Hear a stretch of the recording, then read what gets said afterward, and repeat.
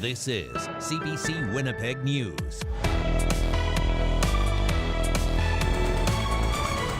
You know, you feel for the people, like, you know, the survivors. I'm walking for the elders and the ancestors and the children that couldn't be here. Today, the country recognizes the tragic legacy of residential schools and remembers the survivors, the families, and the children that never came home. Good evening. Thanks for joining us. It's the 5th National Day for Truth and Reconciliation, a day that for many is filled with difficult emotions, stories from residential school survivors, the pain they endured, and their resilience. We begin our coverage tonight in Winnipeg with CBC's Gavin Axelrod. A sea of orange hit the streets of Winnipeg Tuesday, part of a healing walk on the 5th official National Day for Truth and Reconciliation. Mary Bryan is a day school and 60 Scoop survivor. I'm happy to be around here and that, and just to be with the others who went through a lot, residential schools, and to remember the ones who never came home. For more than a century, Indigenous children in Canada were forced to attend schools aimed at stripping away their culture and language, and many suffered abuse there. Tuesday marked that reality.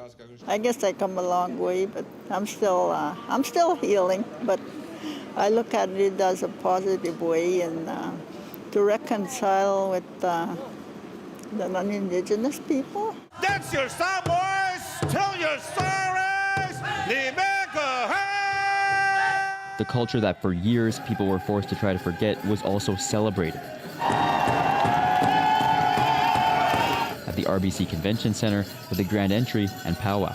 Melissa Weens was proud to watch her son dance. I work in schools, so I take a big connection into this, and I think it's just great that my kids get to enjoy stuff like this that we didn't get to enjoy, that our elders didn't get to enjoy. Manitoba Premier Wab Kinew and other Indigenous leaders reflected on the significance of the day while honoring survivors. When you dance powwow, you prove that the people who started the residential schools failed in their attempt to destroy Indigenous culture. They tried to take our song, they tried to take our dance, and they tried to take our cultures and traditions and values, but we're still here. All of it, a day of pride for residential school survivors. It just fulfills me inside. Like, you know, I see a lot of these people that I've known, I went to school with. But Nancy Gray also wants to make sure Canada's dark past is never forgotten. Gavin Axelrod, CBC News, Winnipeg. 10 years ago, the Truth and Reconciliation Commission concluded the government and church-run system was an attempt at cultural genocide. From 1857 to 1996, about 150,000 Indigenous children were forced to attend the religious-run government-funded institutions. Their traditional language was banned, and they were subjected to physical and sexual abuse. An estimated 6,000 children died in residential schools, though experts believe it's likely much higher. The sea of orange could be seen in communities across the province, including one small northern Manitoba First Nation, where the power of the day and reconciliation was front and centre. CBC's Felicia Adam is in Opaskwayak Cree Nation, where our coverage continues tonight. Felicia, what has the day been like there? It's definitely quieter than how it was earlier today when over 100 people gathered right where I'm standing. This is where a sacred fire was lit. The community said that fire was part of a letting go ceremony. It allowed residential school survivors and intergenerational survivors and just community members to let go of the past by putting something in the fire to burn. And you just saw the remnants of what is left of the fire. People put material items in there that had negative feelings attached to them. Others put tobacco and offered prayers. And once all of that was done and community members had the chance to come up to the fire, the ceremony ended with a display of hopefulness. More than a dozen orange balloons filled the sky, released by a community trying to let go and heal. Just that sense of it going, like, you know, it takes away. It could be like negative energy and then bringing in back the positive energy, which felt really good for me. You could feel that sense that, you know, you let go of something that you've carried for a long time. Over 100 from the community walked together on the streets of Opaskwayak Cree Nation, holding signs and carrying flags. The former site of the McKay Residential School, just a few kilometers from where they marched. It was a terrible time to be, terrible place to be. Edwin Jebb is a residential school survivor. For 9 years, he attended Guy Hill Residential School. Its pain, he says, is hard to let go of. It lingers because you see it all around us and how our communities have evolved. And a lot of it stems from the fact that we didn't know how to be parents. Honor songs for residential school survivors and those who never made it home played. Brighton Bigelow is part of the Cree Nation Tribal Health Center, one of the organizations that helps support the community. Honoring the Day of Truth and Reconciliation is something he says is important. It takes a step in the healing process for our people.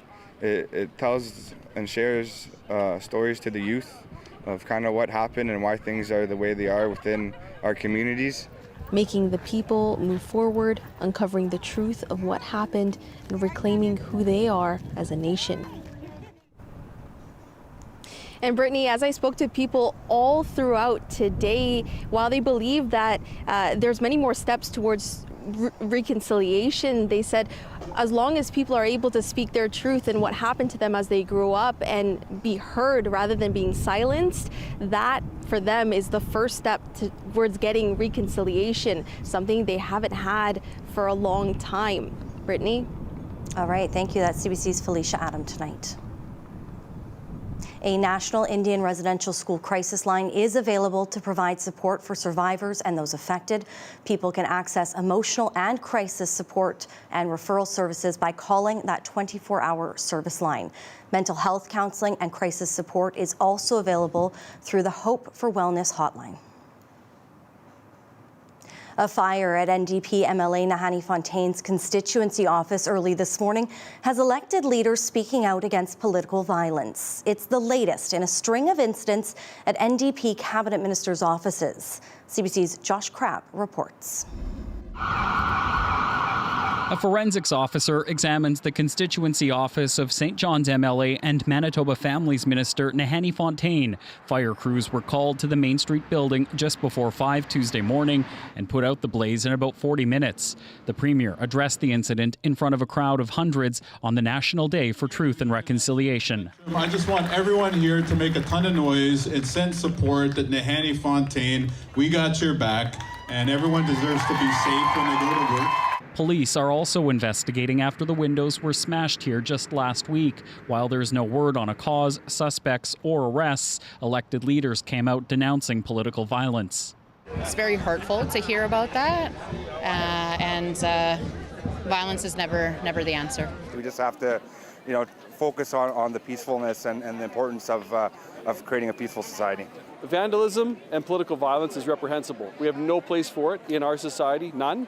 There have also been 4 fires since August at the constituency office of Cabinet Minister and Point Douglas MLA Bernadette Smith. Detectives aren't saying whether they believe the incidents here or at Bernadette Smith's constituency office are random or targeted. University of Manitoba adjunct professor of political science Christopher Adams says there has been a concerning trend of politicians targeted right across North America. And we do know that many women candidates and politicians have said they've dropped out of running for politics because they feel personally threatened and targeted. Fontaine recently apologized for resharing someone else's social media post about the death of conservative activist Charlie Kirk.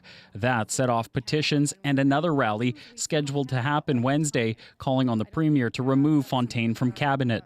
If this is an arson, I want whoever did it in jail for a long time. The fire isn't stopping one of the organizers and one of Fontaine's opponents in the last election from holding the rally.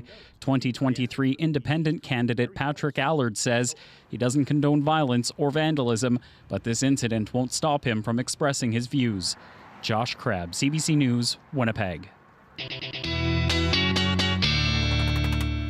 All right, time for our first check on your forecast now. And the numbers on the board really across most of southern and central Manitoba, certainly not dictating the final day of September. Officially hitting 30 degrees in Winnipeg, 30 in Brandon, 31 in Swan River this afternoon, a bunch of 28s and 29s across southern Manitoba, 20 degrees in Thompson. Bit of humidity onto that as well. Feeling closer to 34 with a touch of humidity in Winnipeg through the afternoon, 32 in Brandon. So we are looking at this warmth continuing. Our normal daytime high for this time of the year usually should be around 15 degrees. So that gives you a sense at how far above that we are for this time of the year. Bit of extra cloud covers through southern Manitoba, through parts of the Interlake, a couple of stray showers through the northern Interlake as well, and even some thunderstorm activity through parts of northwestern Ontario through the afternoon hours. Today, looking at a windy night tonight, partly cloudy, again an outside chance of maybe an isolated shower, Brittany, as we get into the early morning hours. Once again, your full forecast just ahead. Thanks, Riley. You're welcome. How a First Nations school in northern Manitoba is ensuring its language isn't lost. That's next.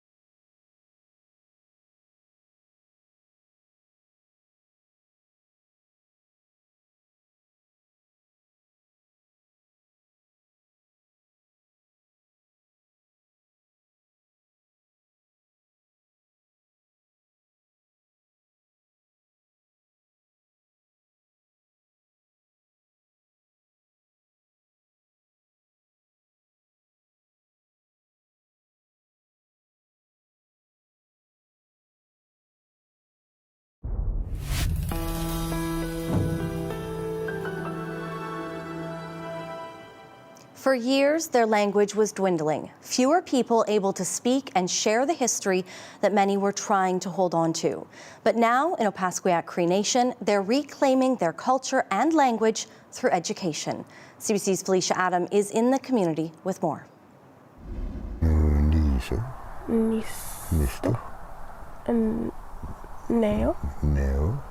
It's getting less and less common. Kiefer Pelly and his grandfather are speaking Cree, a language native to Opaskwayak Cree Nation in northern Manitoba.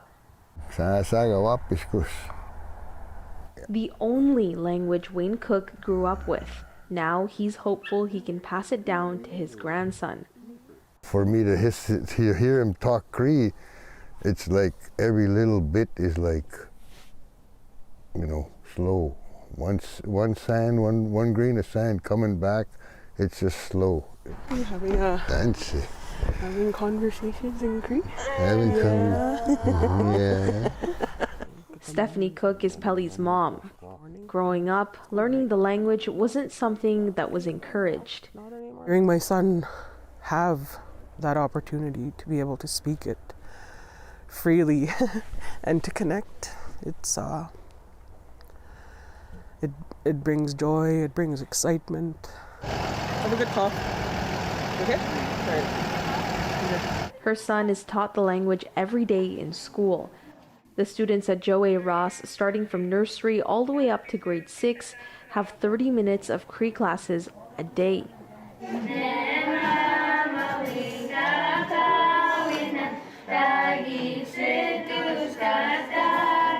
The school also has a Cree immersion program where classes are taught in only Cree. Osawao, Sipikwao, Sipikwao. Like this one.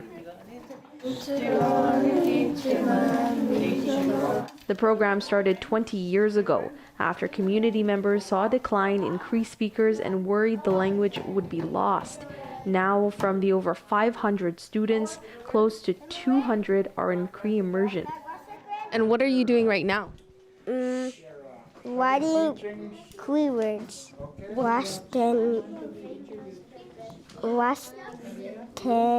Nagwan.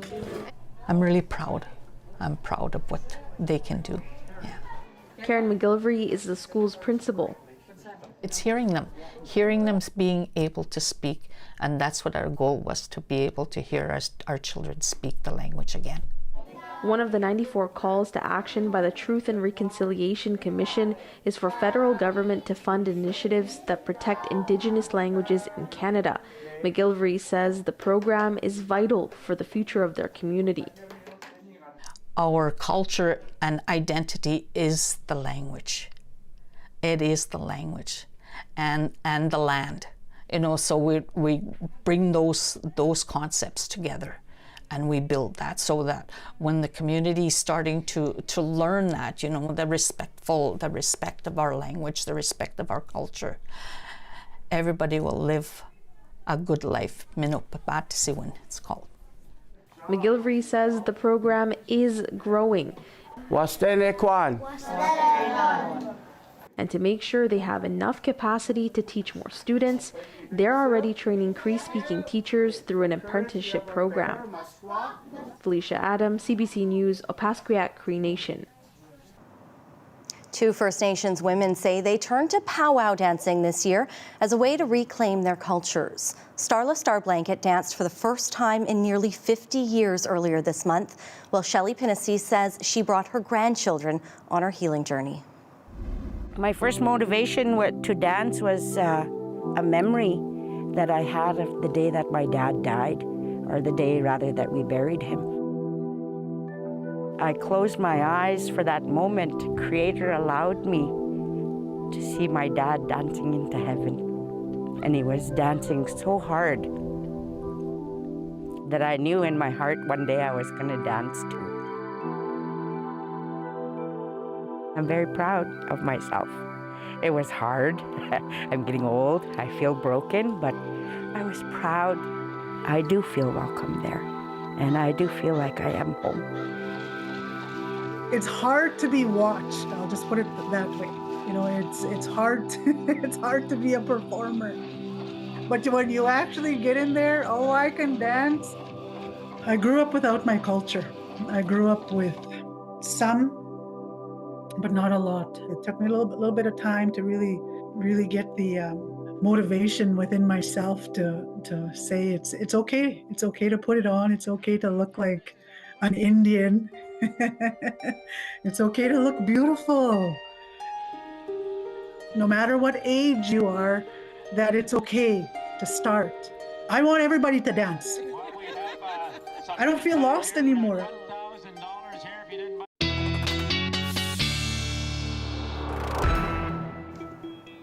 Riley's back in now, and boy, oh boy, was it a beautiful sunshiny day for so many people that were out walking and participating in Orange Shirt Day right across the province. Bit of a windy one out there. We did see some gusts, 50 plus across southern Manitoba through the afternoon, so a little windy. We're looking at the wind continuing as we get through the next day or so before we start to see that backing off. I'm going to start with some weather pictures. Tonight, I have a first one here for you. This is from Dryden. Lynn sending this gorgeous sunset in on a very clear evening on the lake there. And one more bit of a stunner for you, the Northern Lights. This was taken by Marilyn between St. Malo and Steinbach early Monday morning.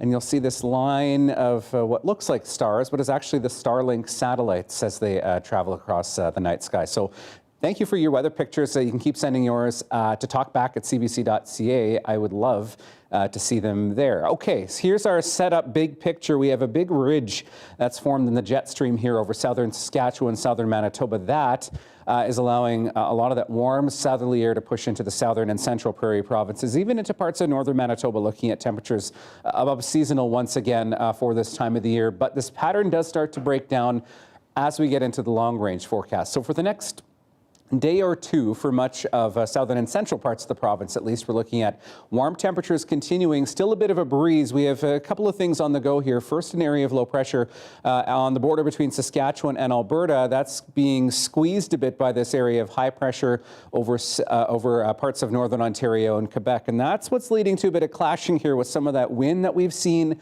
but also some of that instability that's rolled through as we've gotten through the past night. Maybe you got woken up by some thunder last night. I certainly did here in Winnipeg. There is a chance that maybe we do get an isolated shower or a rumble of thunder again tonight, and again as we get Wednesday night into Thursday. So we're not totally out of the woods, just saying it's not a total washout. But we could get into maybe a couple of rumbles of thunder here and there as we get through the next couple of days. The next thing that we see coming in is this warm front, and this could trigger, again, some thunderstorms as we get overnight into Thursday morning.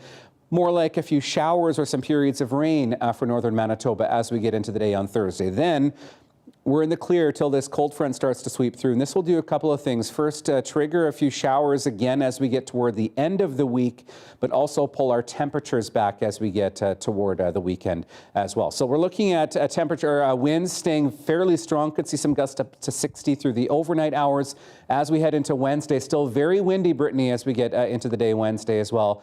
And in the long range, temperatures staying warm through Wednesday and Thursday, and there's that fallback as we get toward the weekend. All right. Thank you, Riley. You're welcome. Learning about the past to ensure a brighter future. Kids from across the country share what today means to them. We'll have more of that after the break.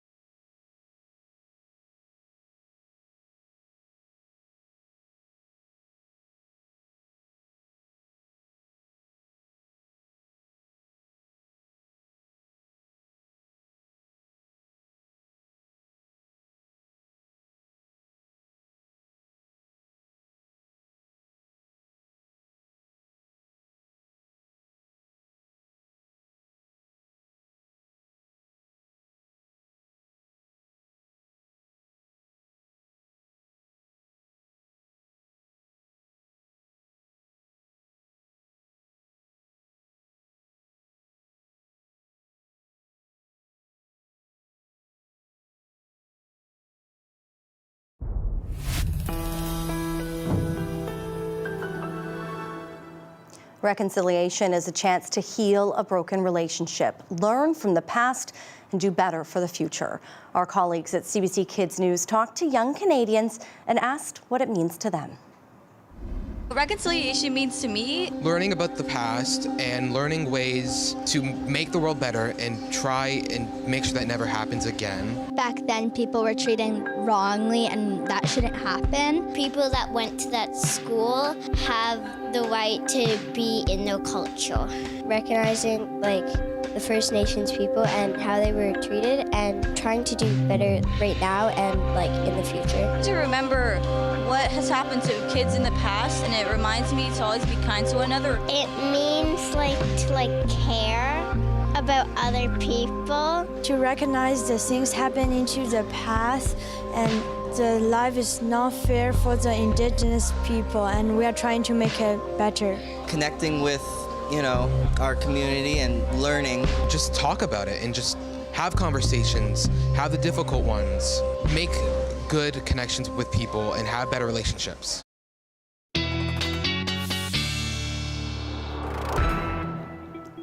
Look at your forecast as we head into Wednesday, the first day of October, and another day with above seasonal temperatures at this time of the year. 26 in Swan River, 27 in Dauphin. Still quite breezy. That breeze continuing into the Interlake as well, where we could see some gusts of 50, even 60 as we get into the early part of the day on Wednesday. 26 in Winnipeg, 25s, 26s into northwestern Ontario, and 22s and 23s across a good stretch of northern Manitoba. All right, long-range forecast. Sunny skies for the most part the next couple of days. Maybe the odd rumble of thunder into Wednesday, overnight into Thursday. Then we're looking at a chance of showers with some clouds building as we get into Friday. A bit of an unsettled weekend, 20 degrees for Saturday, 15 for Sunday. And then we are back at seasonal temperatures for Monday and Tuesday of next week with mainly sunny skies.